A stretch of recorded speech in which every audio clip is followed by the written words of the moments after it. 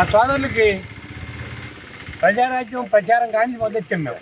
MLA nomination లేకుండా కూటమిలో కొట్టి సత్యాన్ని గారి పుణ్యం అంట మాకు లేనిది పాకపల్లి ట్రైన్లో కావాల్సిన తాడపిల్లడి మురుగు మాకు పెట్టారు ఇక్కడ చెట్లపల్లి దగ్గర.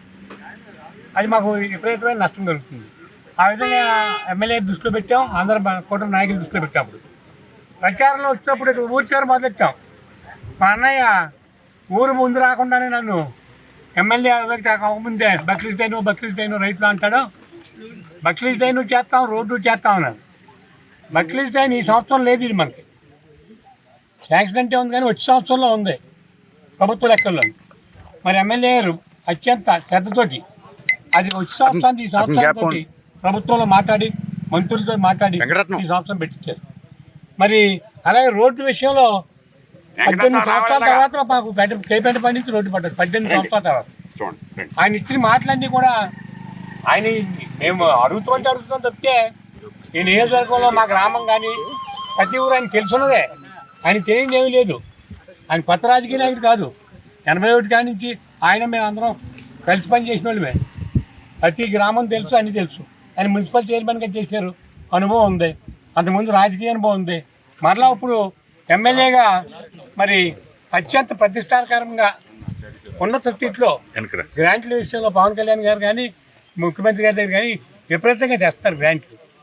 గ్రాంట్లు తెచ్చి గ్రామాల అభివృద్ధికి కానీ, జలజీవన్ మిషన్ అభివృద్ధికి కానీ, డ్రైనేజ్ సమస్యలు కానీ, రోడ్ల సమస్యలు కానీ ముఖ్యంగా తీర్చున్నందుకు ఎమ్మెల్యే గారు ఎప్పుడు కూడా ఇక్కడ మీటింగ్లో చెప్పలే, గుడి మీటింగ్లో మా అన్నయ్య ఎప్పుడు ఆ బక్రీద్ టైన్ అంటారు. వ్యవసాయ ఆధార ప్రాంతం అంతే పడమరేపల్లి, ఓన్లీ వరి వ్యవసాయం ఎక్కువ మొత్తం అండి. కిందమ్మ కొల్లేరంతా సర్వనాశనం చేయిస్తారు.